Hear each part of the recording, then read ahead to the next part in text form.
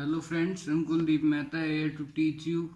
Today I will teach you chemistry of class 12th. Last video में हमने classification of crystalline solids तक पढ़ा था। आज उसके आगे पढ़ेंगे स्पेस लैटिस। आज का हमारा टॉपिक है स्पेस लैटिस।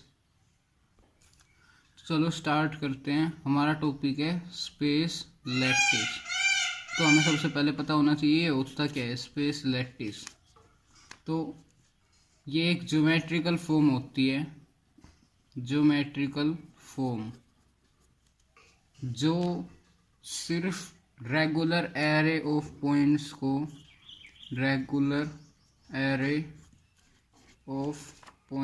को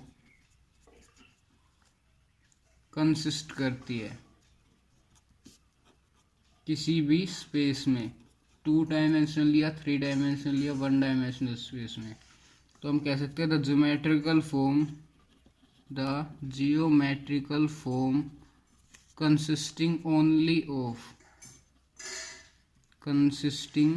only of a regular array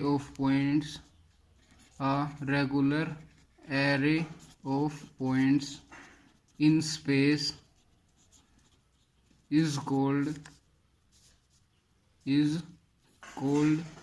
a lattice or space lattice इसका मतलब है कि कोई भी अ नंबर ऑफ पॉइंट्स जब 2 डायमेंशनल या 3 डायमेंशनल स्पेस में एक रेगुलर शेप में कंसिस्ट होते हैं तो उसे स्पेस लैटिस कहते हैं। ओके, तो आगे हमारा आता है इसकी सेकंड डेफिनेशन। इसको हम दूसरा किस तरीके से डिफाइन कर सकते हैं, तो हम लिखेंगे it can be defined as an array of points showing how molecules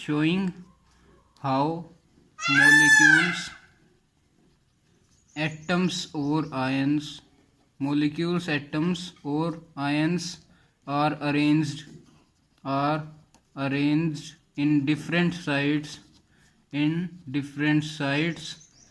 a 3-dimensional space। Okay, तो अब हमारा अगला टॉपिक आता है लैटिस साइड्स या फिर लैटिस पॉइंट्स। लैटिस साइड्स या लैटिस पॉइंट्स। ओके, तो इससे ये क्या होता है, the sides which are occupied by constituent units such as atoms, ions or molecules are called lattice sites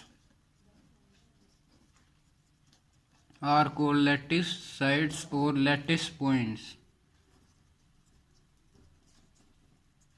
तो द साइट्स वो साइट्स जो ऑक्यूपाई की जाती है कॉन्स्टिट्यूएंट यूनिट्स के द्वारा, मतलब एटम्स, आयंस या मॉलिक्यूल्स जिन साइट्स को ऑक्यूपाई करके एक स्पेस लैटिस की फॉर्मेशन करते हैं उनको लैटिस साइट्स कहते हैं। ओके, अब हमारा अगला टॉपिक आता है किस किस टाइप के लैटिस हो सकते हैं। तो पहला है 1 डायमेंशनल लैटिस। इसके अंदर क्या होता है, किस तरह से अरेंज होते हैं constituent units, the sites which are occupied, या फिर हम लिख सकते हैं a lattice site in which there exist a set of points arranged at equal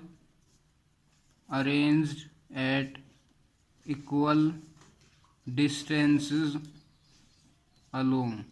मतलब एक लाइन में या फिर इक्वल डिस्टेंस पे जब कोई भी पॉइंट्स एग्जिस्ट करते हैं तो वो वन डायमेंशनल लैटिस होता है। इसको हम यूं भी बना सकते हैं। तो ये वन डायमेंशनल लैटिस है। दूसरा हमारे पास आता है टू डायमेंशनल लैटिस। तो in a two dimensional planar lattice, it is necessary to specify two basis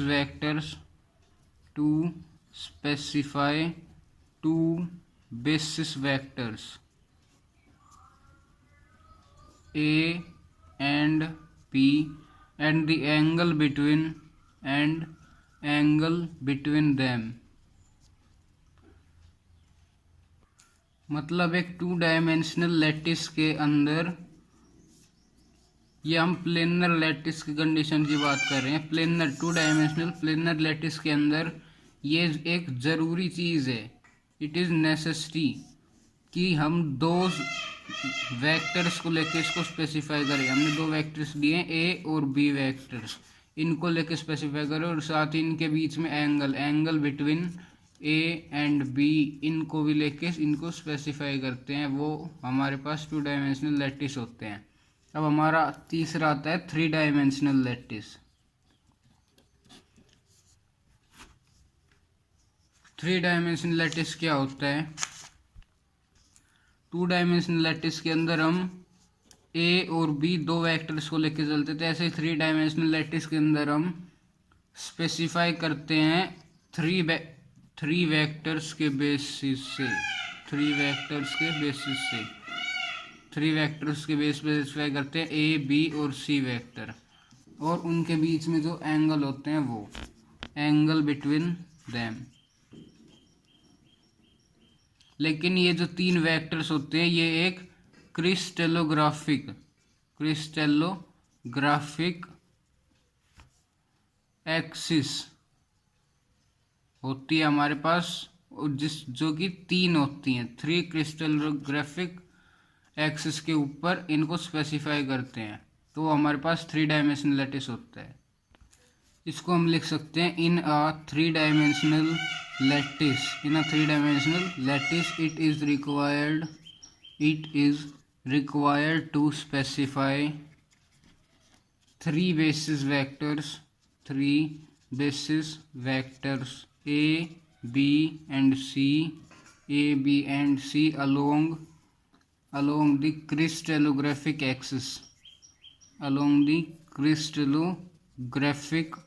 axis and angles between them। अब हमारे पास आता है टू डायमेंशनल लैटिस के पार्ट्स। तो नंबर वन क्या होता है? Number one is square lattice. तो ये कैसा होता है देखते हैं। इसको ये हमारे पास डिफरेंट एरे ऑफ पॉइंट्स हैं, डिफरेंट एरो पॉइंट्स हमने कंसिडर कर लिए हैं, और इसमें किन्हीं भी चार पॉइंट्स को अगर हम जोड़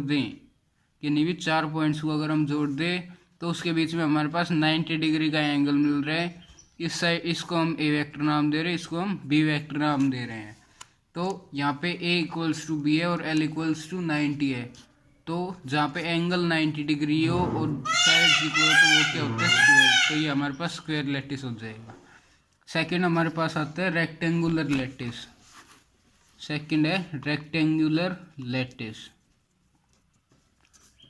तो इसको भी हम ऐसे ही एरे ऑफ पॉइंट्स बना लेंगे, कंसिडर कर लेंगे और किन्हीं भी दो चार पॉइंट्स को जोड़ देंगे।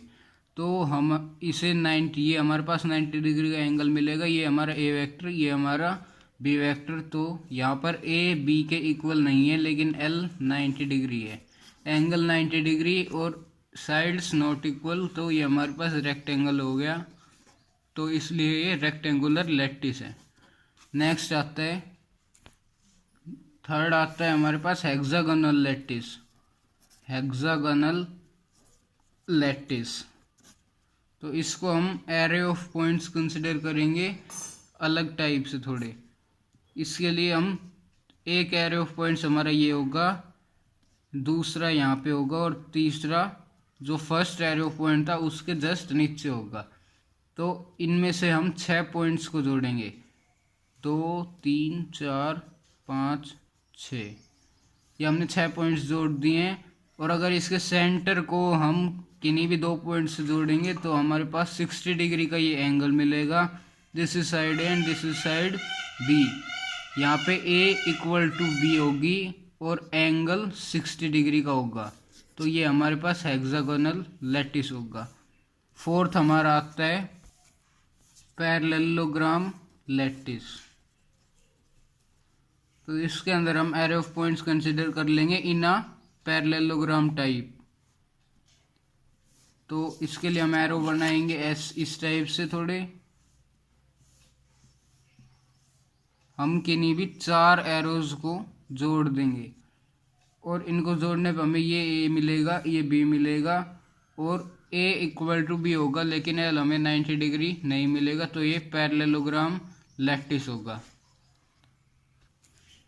नेक्स्ट हमारे पास आता है last type of 2 dimensional lattice, rhombic lattice. तो इसके अंदर हम कंसिडर कर लेंगे एरे ऑफ पॉइंट्स को सिंपल, जैसे हमने स्क्वायर और रेक्टेंगुलर लैटिस में कंसिडर किया था। इसके हम इन 4 पॉइंट्स को जोड़ देंगे तो हमें एक रोम्बस टाइप मिल जाएगा। और ये हमारी साइड ए होगी, ये हमारी साइड बी होगी। ए बी के इक्वल नहीं होगी, ना एल 60 डिग्री होगा और ना एल 90 डिग्री होगा। तो ये हमारे पास रोम्बिक लैटिस बन जाएगा, रोम्बिक लैटिस। अब हमारा नेक्स्ट टॉपिक आता है यूनिट सेल्स। यूनिट सेल्स तो ये क्या होती है? ये क्रिस्टल लैटिस की स्मॉलेस्ट यूनिट होती है। क्रिस्टल लैटिस की स्मॉलेस्ट यूनिट,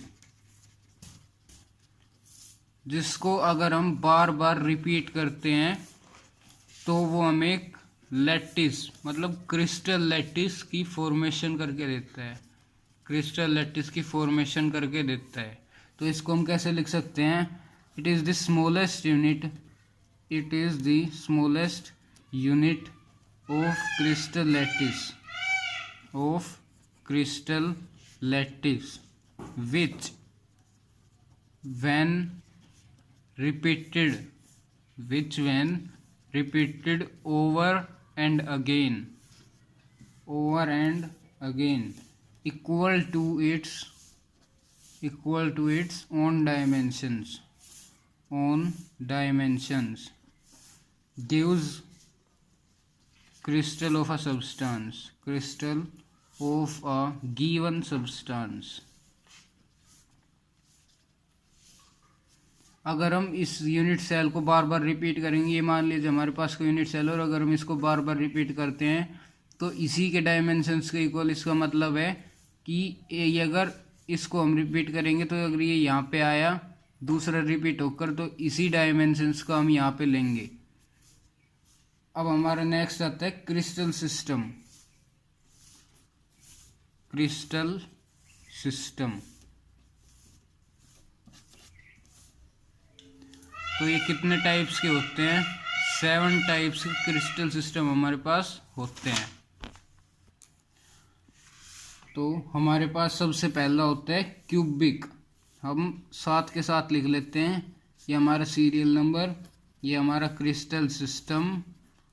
और क्रिस्टल सिस्टम को हम किस हिसाब से डिफाइन करते हैं? उनकी एजेस ए बी सी और उनके एंगल्स अल्फा बीटा गामा। तो अब आगे हमारा आता है एजेस और लास्ट हमारा एंगल्स। तो नंबर 1 हमारा होता है cubic crystal system.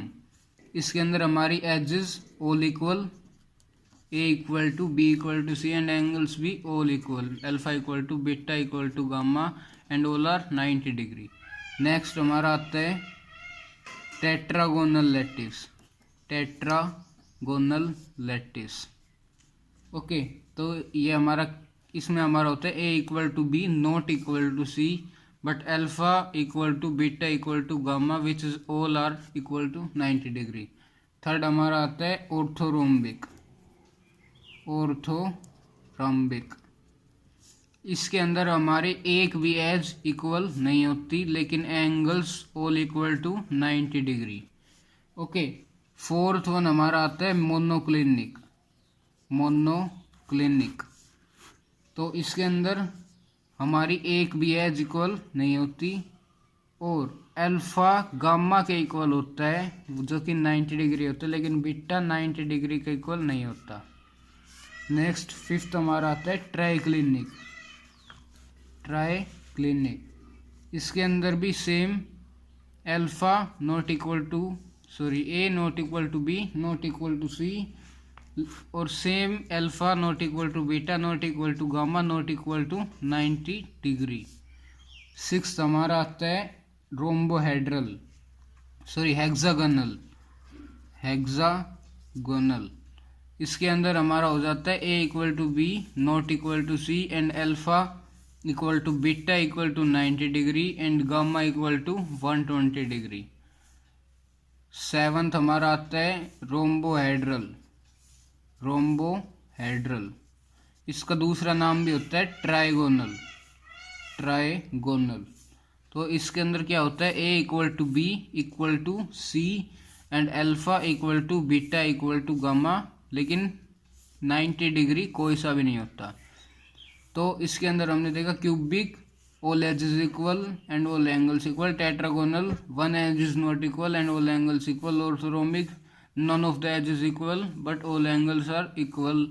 Monoclinic none of the edges equal but only beta is not equal to 90 degree and alpha and gamma are equal to 90 degree. Same triclinic none of the equal edges and none of the equal angles. Hexagonal one edge is not equal and alpha equals to beta which is 90 degree and gamma equals to 120 degree. And last one is rhombohedral or trigonal in which all the edges are equal and all the angles are equal but 9 is 90 degree. यहाँ से हमारे पास एक MCQ question हर बार बनता है, तो इसको याद करने के हम कैसे करेंगे. इसको हमारे पास सबसे पहले ऑल एजेस इक्वल होते हैं और उसके बाद A equal to B not equal to C होता है. तो इन दोनों को हम याद रखेंगे और थर्ड वन ये तीन याद रखने से हमें पूरी लाइन याद हो जाएगी. कैसे? अगर हम इसको याद रखेंगे इसको और इसको, तो हम इनको लाइन वाइज लिखकर तो लास्ट वाला है उसको 2 बार रिपीट और फिर उनको उल्टा कर देंगे. मतलब first is equal to 7, second is equal to 6, third is equal to 5th and fourth is equal to 3rd and 5th both. Okay. तो और एंगल्स को हमें खुद याद करना पड़ेगा. तो अब चलते हैं नेक्स्ट, देखते हैं हमारे पास क्या है. इसके बाद हमारे आते हैं टाइप्स ऑफ यूनिट सेल्स.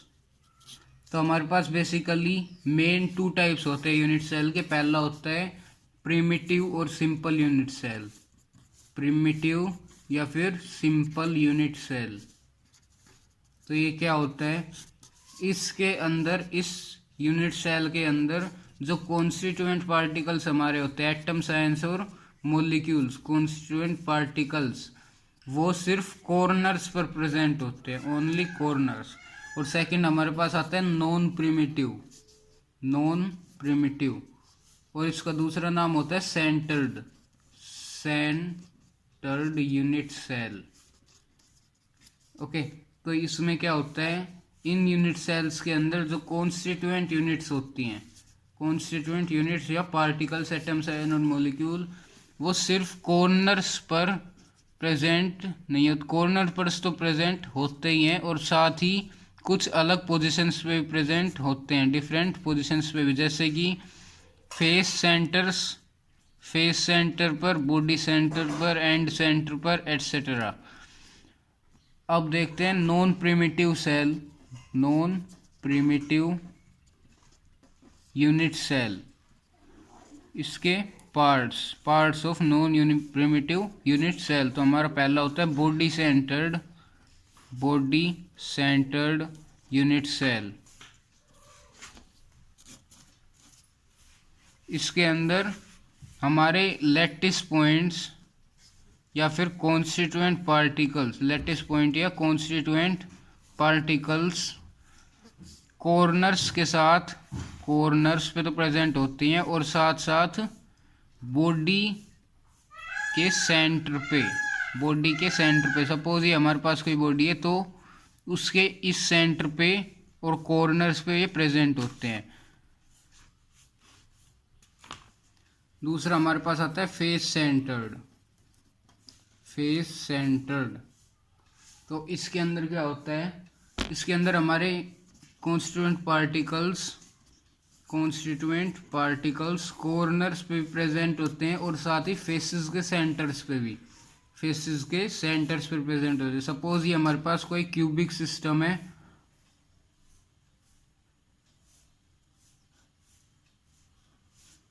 तो इसके अंदर हमारे कॉर्नर्स पे 8 एटम्स प्रेजेंट होंगे, 8 corners 8 atoms and each face के सेंटर पे, इस पे भी, इस पर भी, इस पर भी, इस पर भी और इस पर भी 6 फेसेस ऑफ सेंटर्स। नेक्स्ट हमारा आता है एंड सेंटर्ड, एंड सेंटर्ड। इस यूनिट सेल के अंदर, इस यूनिट सेल के अंदर जो कॉन्स्टिट्यूएंट पार्टिकल्स हमारे होते हैं वो सेंटर पे भी लोकेट, कॉर्नर्स पे भी लोकेटेड होते हैं, कॉर्नर्स पे भी होते हैं, हर एक कॉर्नर पे, ईच कॉर्नर पे।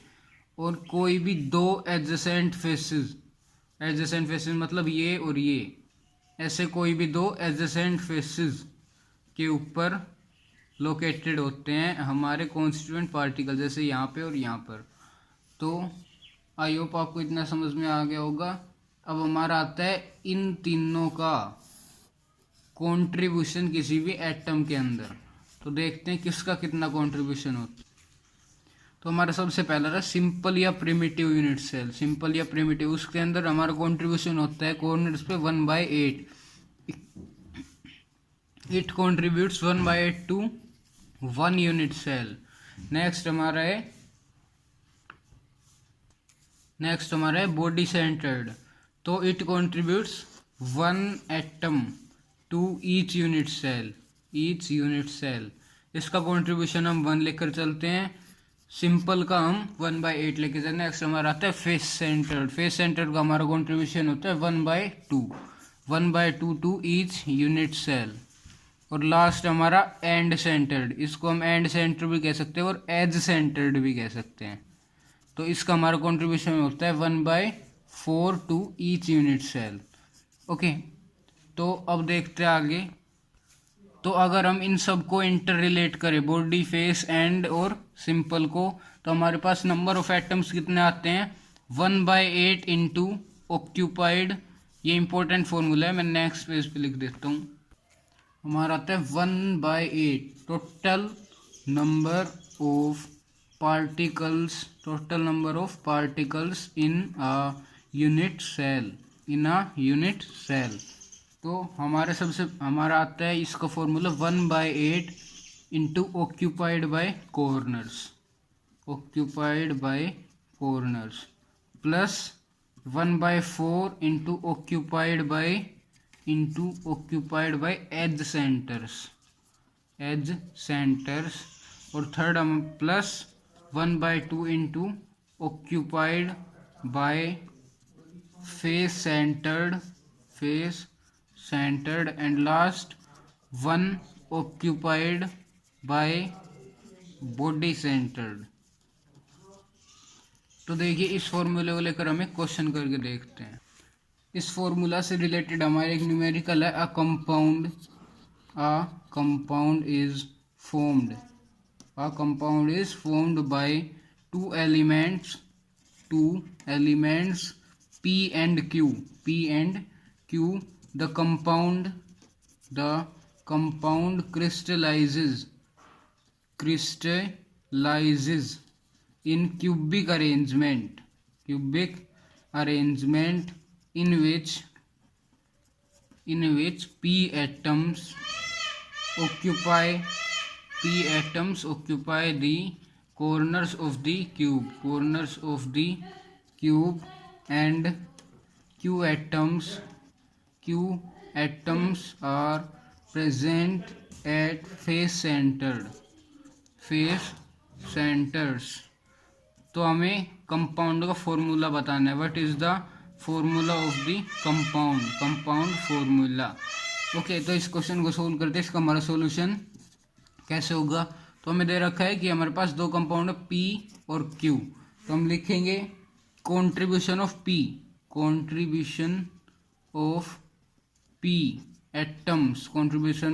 Atoms to the unit cell is, हमें दे रखा है the compound crystallization cubic arrangement in which P atoms occupy the corners. तो मैंने आपको बताया था 1/8 इंटू ऑक्यूपाई बाय कॉर्नर्स। और क्यूबिक अरेंजमेंट मतलब हमारे पास एक क्यूब दे रखा है, तो हमें क्यूब बनाकर देख लेते हैं। इसके अंदर कॉर्नर्स कितने हो गए 1 2 3 4 5 6 7 8। तो 1/8 मल्टीप्लाई बाय 8। ओके, तो 8 to 8 कैंसिल्ड, हमारा आ जाएगा 1। अब हम देखते हैं कॉन्ट्रीब्यूशन, आगे लिखेंगे हम contribution of Q atoms to the unit cell. तो ये हमारा कितना होता है ऑफ क्यू एटम्स। यहाँ पे हमें दे रखा है the corners of the cube and Q atoms are presented face centres. तो हमारे पास फेस सेंटर्ड का कॉन्ट्रीब्यूशन होता है 1/2 into occupied by face centred 1/2 into. तो ऑक्यूपाइड बाय फेस सेंटर्ड मतलब हमारे पास कितने फेसेस है क्यूब के 1 2 3 4 5 एंड 6। तो इंटू 6, तो ये हमारे पास आ जाएगा 3। तो हमारे पास P1 आया है और Q3 आया है। तो हमारे पास फॉर्मूला हो गया PQ3। ओके, आई होप इतना समझ में आया। मैं आपके न्यूमेरिकल के लिए एक अलग वीडियो डाल दूंगा। तो अब देखते हैं आगे। अब हमारा 1 नंबर में क्वेश्चन बन सकता है total how many total number of Bravais lattices are possible. तो इसका हमारा आंसर होगा 14 number of Bravais lattices are possible. यहाँ पे हमारे पास जो 7 क्रिस्टल सिस्टम थे उनके अंदर क्यूबिक नंबर 1 और लास्ट हमारे पास जो आता है ट्रायगोनल, इनके अंदर क्यूबिक हमारा मोस्ट सिमेट्रिक होता है, और ये हमारा होता है most unsymmetric. Okay, most unsymmetric trigonally triclinic होता है। ओके, तो हमारे पास हम कंटिन्यू करते हैं। हमारे पास total number of 14 Bravais lattice possible होते हैं। तो हर क्यूबिक लैटिस ब्रेविस लैटिस में कितने नंबर ऑफ पॉसिबल हो सकते हैं। क्यूबिक हमारा पहला था, नेक्स्ट हमारा था टेट्रागोनल, नेक्स्ट हमारा था ऑर्थोरोम्बिक, नेक्स्ट था monoclinic, next triclinic, last second hexagonal and last is rhombohedral. Okay, तो क्यूबिक में हमारे 3 पॉसिबल हैं, simple, body centred and last is face centred. Tetragonal में हमारे 2 पॉसिबल हैं, सिंपल और बॉडी सेंटर्ड। थर्ड हमारा ऑर्थोरोम्बिक, इसमें हमारे all the 4 are possible, simple भी, बॉडी सेंटर्ड भी, फेस सेंटर्ड भी एंड लास्ट एंड सेंटर्ड भी। फोर्थ हमारा मोनोक्लिनिक में हमारे 2 पॉसिबल ब्रेविस लैटिसेस होते हैं, सिंपल और एंड सेंटर्ड। फिफ्थ हमारा ट्राइक्लिनिक में हमारा सिर्फ एक पॉसिबल होता है, सिंपल। नेक्स्ट हमारा सिंपल, इसी में भी से एक सिंपल ही पॉसिबल होता है और लास्ट में भी एक ही पॉसिबल होता है जो है सिंपल। ओके, तो देख लें 3 2 5 3 2 5 और 4 9 2 11 और 1 12 13 एंड 14। तो टोटल नंबर ऑफ हमारे पास पॉसिबल हो गए 14। तो फ्रेंड्स, आज के लिए बस इतना ही। Please like and share this video and subscribe my channel. Thanks.